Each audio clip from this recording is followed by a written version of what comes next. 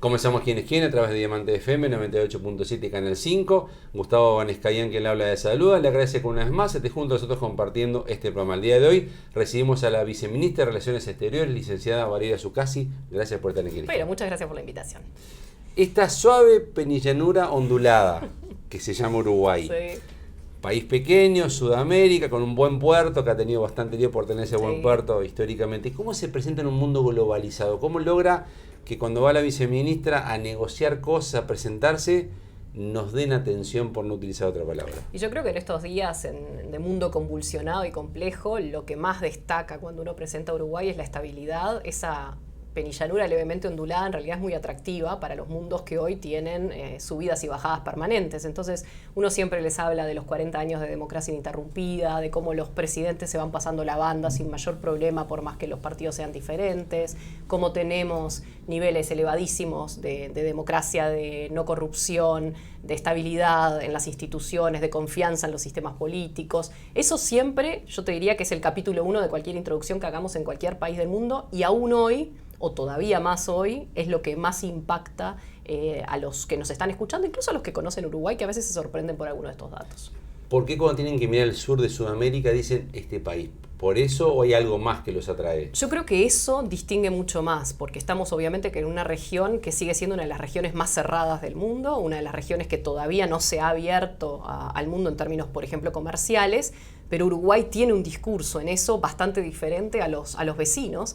Entonces muchas veces nosotros nos hemos planteado como puerto de ingreso, si se quiere, a Argentina, Brasil, a los mercados más ampliados, y en eso quien está buscando invertir o quien está buscando hacer negocios prefiere optar por los que le dan mayor tranquilidad y mayores garantías de que esa inversión va a poder llevarse sus remesas para afuera, sus ganancias no van a quedar capturadas, que tiene sistemas bancarios fiables, un sistema financiero que está conectado con el mundo, buenas telecomunicaciones. Entonces eso yo creo que todavía sigue siendo un valor importante en esta parte del mundo en la que vivimos nosotros. En la interna de nuestro país, cuando suceden hechos en el mundo, nos encanta hacer declaraciones Sí. de un lado y del otro. Sí.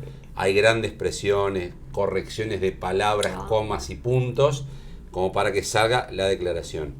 Y a veces uno puede decir, ¿le importa a alguien que Uruguay salte con una declaración, que una palabra, una coma sobre un hecho que está ocurriendo tenga la firma de Uruguay? ¿O es más para la interna nuestra que decimos, bueno, sacamos esto? Sí y no. Yo creo que el primer punto es para la interna. A mí me ha tocado casi 25 años de carrera diplomática y me ha tocado estar en otros países en donde rara vez te va a venir un ministro de Relaciones Exteriores o un ministro de lo que sea a preguntar qué opina tu país de tal tema o qué dijo tu país. Hay países en particular que siguen determinados pronunciamientos y que tratan de ver hacia dónde se inclina en cada país, pero yo creo que al final del día en esos debates tan intensos que se suelen dar en Uruguay estamos reflejando mucho más la política interna que lo que impacta internacionalmente. Obviamente que hay momentos críticos en donde se espera un posicionamiento internacional de Uruguay y que al Uruguay mismo le puede hacer bien posicionarse. Pero el elemento interno siempre lleva un buen peso de lo que está sucediendo. O sea, rasgaron las vestiduras como nos rajamos por una palabra de más, es para nosotros. Mira, yo básicamente. siempre uso el mismo ejemplo. Digo, a veces en el Mercosur nos pasábamos días enteros negociando una declaración y Final. viendo qué decía, qué palabra, qué no palabra. Y yo siempre pregunto lo mismo, ¿quién leyó esa declaración? Ni siquiera los que la firmaron hay chance de que la hayan leído. Entonces a veces le damos a esas declaraciones un valor muy superior al que realmente tienen, y a los hechos y a los actos y al comportamiento lo dejamos pasar y no nos damos cuenta que también impacta y tiene se mide mucho también, no solo lo que decimos, sino lo que hacemos. O sea, salvo excepciones, no le movemos la aguja al mundo por lo que declaremos nosotros. Totalmente. Me encantaría decirte lo contrario, pero creo que a veces pecamos de orgullosos y creemos que está todo el mundo pendiente de lo que va a pensar Uruguay sobre un tema en particular. En algunas declaraciones, cuando fueron al Parlamento a presentar el presupuesto, ustedes hablaron, y usted particularmente, de una Cancillería del siglo pasado, no haciendo referencia solamente al siglo XX, sino muy atrasada y con un atraso tecnológico muy importante. Enorme. En este mundo globalizado que estamos presentando a este país de la suave penillanura ondulada, ¿qué significa eso ¿En qué nos limita y qué están pensando al respecto? Nos limita enormemente desde el punto más básico. Hoy tenemos una red de embajadas y de consulados que son antenas que capturan información en todo el mundo, que se acercan al empresariado en los lugares más recónditos y a los que no llegamos todos los días porque no los visitamos frecuentemente. Y esas embajadas capturan información, las vuelcan en un viejo y querido mail que tiene que caer en la casilla de alguien que depende de cuántos cientos de mails tiene para leer y depende que en ese momento tenga la capacidad de entender la importancia de esa información que reciba y que la pueda redireccionar al buen cliente en Montevideo. Hicimos a comienzos de este periodo, con la ayuda de Uruguay 21, una encuesta para preguntarle a nuestras embajadas y consulados y a quienes trabajan desde muchísimo tiempo en embajadas y consulados cuánto sentían que la información que capturaban en entrevistas, en reuniones, en eventos, era seguida luego y tenía un desarrollo posterior en Montevideo. No te voy a dar el número porque me deprime aún hoy pensar en ese número, pero te puedo decir que la gran mayoría de los colegas sienten que todo ese esfuerzo de captura de información después no tiene seguimiento. A ver, para un paréntesis. Nos llegan oportunidades de negocios, oportunidades de que nos vaya mejor y quedan en la nada. Y quedan en un gran negro bolsón de mails. Algunos tienen seguimiento, pero algunos puede que se nos escape. El embajador no tiene la particularidad de llamar y decir, mire, viceministra, fíjese que tengo este mail, queda ahí. Exacto, y muchas veces tenemos un montón de colegas que lo agarran y le ponen ganas y lo empujan, pero transformar ese mail en otro mail a otra institución en donde lo va a agarrar otra persona que capaz que está con 800 incendios y no va a leer los mails todas las semanas, nos va quitando eficiencia. Entonces, algo tan sencillo que estamos diseñando con el apoyo del BID implicaría conectar a las embajadas a través de un CRM, de un sistema donde se registren contactos, eventos, personas con las que se genera un interés de invertir, de comerciar y demás, y que esa información automáticamente, en vez de ir por mail a la Cancillería con un formato de hojas y hojas, se dispare. Tener palabras claves que identifique inversión, se va enseguida a Uruguay 21 y a la nueva dirección de inversiones en el Ministerio de Economía y Finanzas, además de la Cancillería. Y además que tenga seguimiento. Si a los 2 días nadie hizo una acción, el sistema va a empezar a hacer ping, ping, ping, falta. Eso, que suena sencillísimo y tonto, demuestra que todavía seguimos funcionando en una versión ultra burocrática en la que para demostrar que trabajé e hice cosas, tengo que escribir un largo mail con un informe de páginas pensando que alguien lo va a leer. Si yo cuento la cantidad de mails que entran en cualquier dirección del área económica en Cancillería por día, es imposible. No, o sea, no nos daría si así triplicáramos el número de funcionarios y funcionarias que tenemos en la Cancillería, no podríamos darles un seguimiento efectivo. Entonces, tenemos que encontrar una forma de una canalización directa de la información y de una activación rápida. Ese es un ejemplo que para mí es esencial. ¿Y eso va a estar operativo en el 26 o no?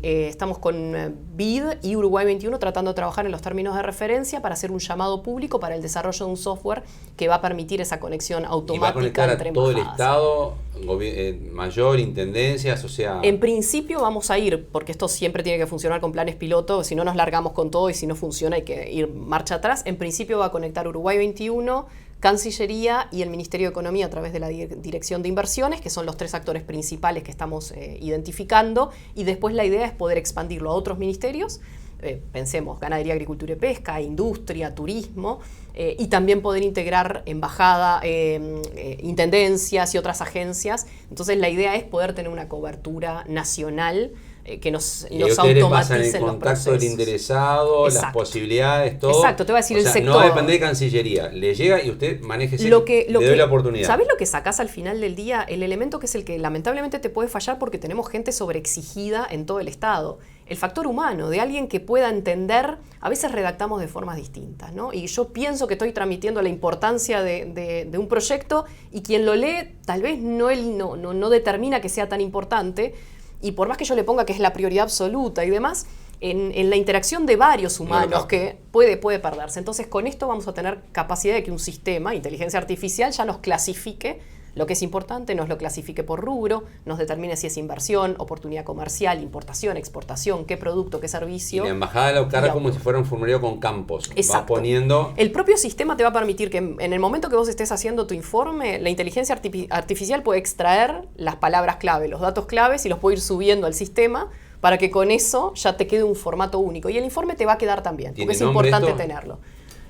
Todavía no le pusimos. ¿No? Somos creativos con los nombres, así que tenemos que encontrar uno que genere Pero es como una un cierto revolución interés. informática de la Cancillería. Es una automatización de trámites, es algo que estamos insistiendo mucho. El ministro de Economía habla permanentemente, o el propio presidente cuando habla de la revolución de las cosas simples. A veces lo que tenemos que entender es que tenemos pocos recursos humanos, los estamos sobreexigiendo y en vez de tenerlos haciendo cosas que tienen que hacer sí o sí los seres humanos, los tenemos haciendo trabajo que hoy reemplaza la inteligencia artificial. Entonces, hemos visto lo que hacen otras cancillerías, otros ministerios en el mundo y lo que estamos tratando es de imitar buenas prácticas y decir por qué no podemos tener los mismos.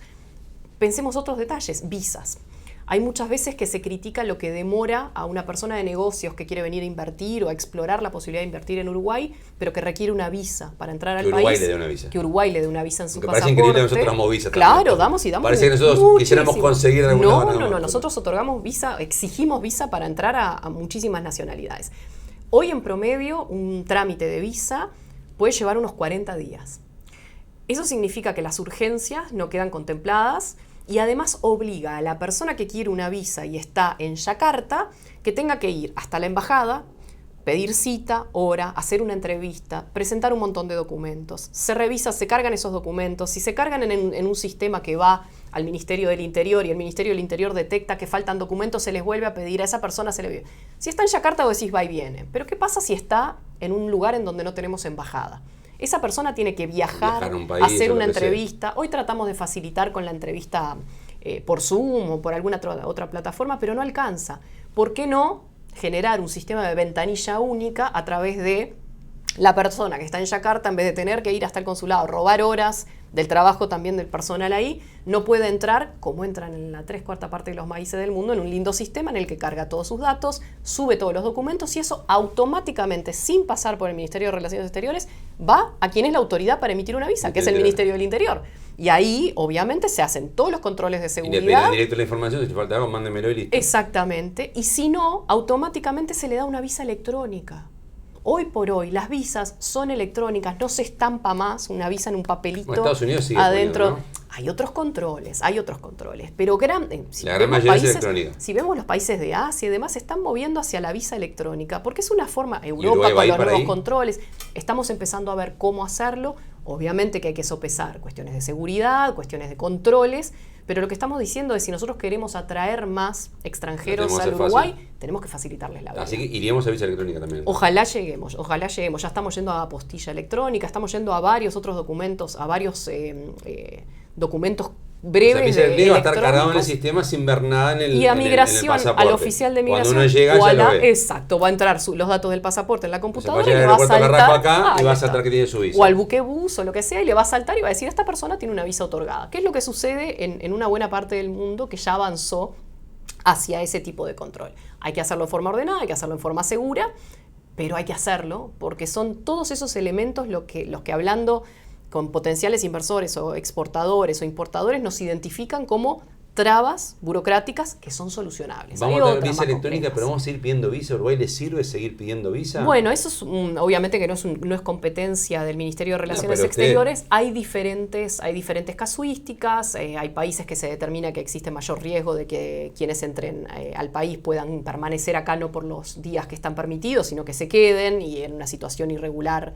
No es el desde caso lo nuestro, migratorio y demás. Sí, sucede. ¿Sí? Sí, sucede. ¿Que tenés a meterse y quedarse acá? Claro, hay muchísimo. Pensá que nosotros tenemos todavía atrasados para considerar 30.000 solicitudes de refugio solamente. No estoy hablando de migración por los canales normales, sino que te estoy hablando de refugio.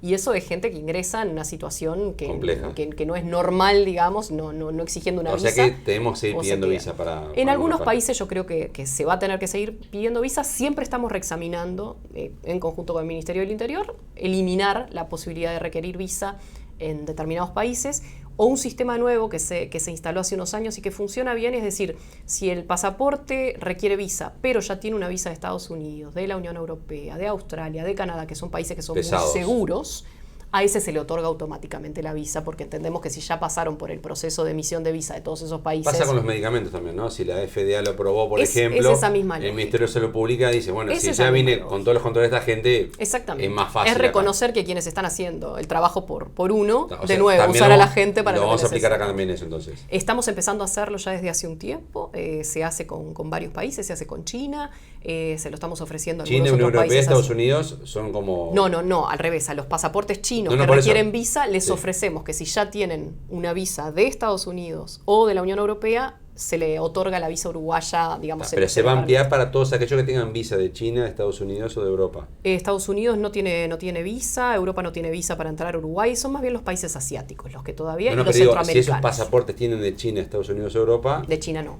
de Estados Unidos, Europa, Australia, Canadá. De a poco estamos viendo de integrar otros países que al final del día te ahorra una parte del ejercicio, y eso para las personas de negocio ya es un plus, porque obviamente un empresario, un inversionista suele tener visas de esos países ya emitidas. ¿Y qué pasa con el uruguayo que viaja y perdió el pasaporte, se lo robaron?